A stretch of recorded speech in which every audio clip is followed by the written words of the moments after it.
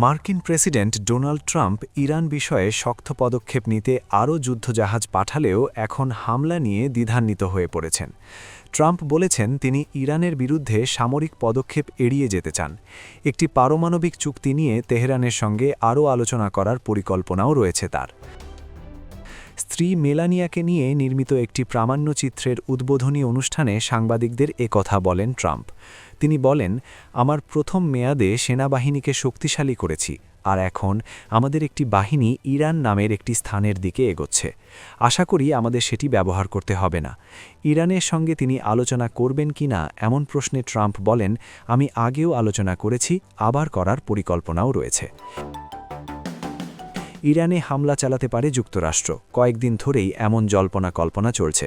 এরই মধ্যে গত সোমবার মধ্যপ্রাচ্যে বিমানবাহী রণতরীসহ গুরুত্বপূর্ণ সামরিক সরঞ্জাম মোতায়েন করে যুক্তরাষ্ট্র। ইরান অভিমুখে আরও নৌবহর পাঠানো হয়েছে।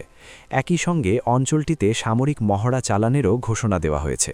তবে এবার যুক্তরাষ্ট্র হামলা চালালে তার কঠোর জবাব দিতে পুরোপুরি প্রস্তুত রয়েছে বলে জানিয়েছে ইরান।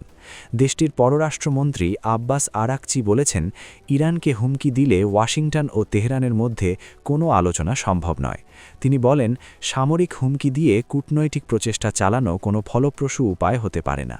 যদি তারা আলোচনায় বসতেই চায় তাহলে হুমকি ও অযৌক্তিক প্রসঙ্গ তোলা বাদ দিতে হবে। এদিকে মধ্যপ্রাচ্যে উত্তেজনাকর পরিস্থিতি তৈরি করে এবার ট্রাম্প কিউবার প্রতি নজর দিয়েছেন। শুক্রবার তুরস্কের টিআরটি ওয়ার্ল্ডের এক প্রতিবেদনে বলা হয়, কিউবার ওপর চাপ বাড়াতে নতুন পদক্ষেপ নিয়েছেন ডোনাল্ড ট্রাম্প।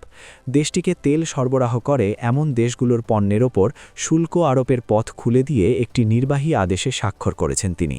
হোয়াইট হাউস বলছে, যুক্তরাষ্ট্রের জাতীয় নিরাপত্তা ও পররাষ্ট্রনীতির স্বার্থ রক্ষায় এই সিদ্ধান্ত নেওয়া হয়েছে। ট্রাম্প একটি নির্বাহী আদেশে স্বাক্ষর করে জাতীয় জরুরি অবস্থা ঘোষণা করেছেন এবং কিউবাকে তেল বিক্রি বা সরবরাহ করে এমন দেশগুলোর পণ্যের উপর শুল্ক আরোপের প্রক্রিয়া শুরু করেছেন।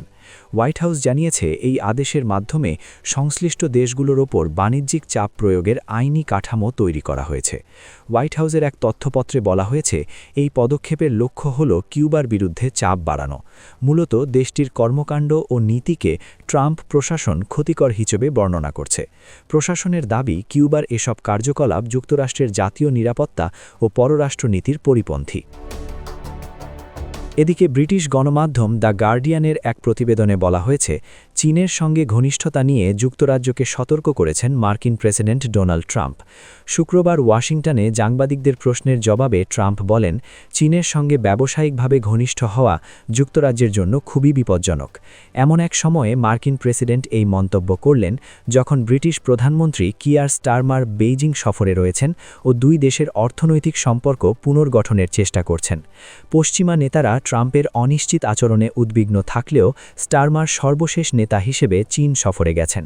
এর আগে বৃহস্পতিবার চীনা প্রেসিডেন্ট শি জিনপিংয়ের সঙ্গে ৩ ঘণ্টার বৈঠকে ব্রিটিশ প্রধানমন্ত্রী আরও পরিশীলিত সম্পর্ক ও বাজারে প্রবেশাধিকারের সুযোগ, কমানো শুল্ক ও বিনিয়োগ চুক্তির আহ্বান জানান। এদিকে সিরিয়ার কুর্দি নেতৃত্বাধীন বাহিনী দেশটির সরকারের সঙ্গে এক বিস্তৃত চুক্তিতে পৌঁছেছে। এই চুক্তির আওতায় তারা সিরিয়ার সেনাবাহিনীতে একীভূত হবে। আল জাজিরার প্রতিবেদনে বলা হয়, সিরিয়ার দীর্ঘদিনের শাসক বাশার আল আসাদকে ২০২৪-এর ডিসেম্বরে উৎখাত করার পর দেশটির অপর নিয়ন্ত্রণ সুসংহত করতে দামেস্কের অন্তর্বর্তী সরকার গত কয়েক সপ্তাহ ধরে দেশের উত্তরে কুর্দি নেতৃত্বাধীন সিরিয়ান ডেমোক্রেটিক ফোর্সেসের বিরুদ্ধে সামরিক অভিযান চালিয়ে আসছিল। তবে গত প্রায় এক সপ্তাহের যুদ্ধবিরতি ধীরে ধীরে একটি চুক্তিতে রূপ নেয়।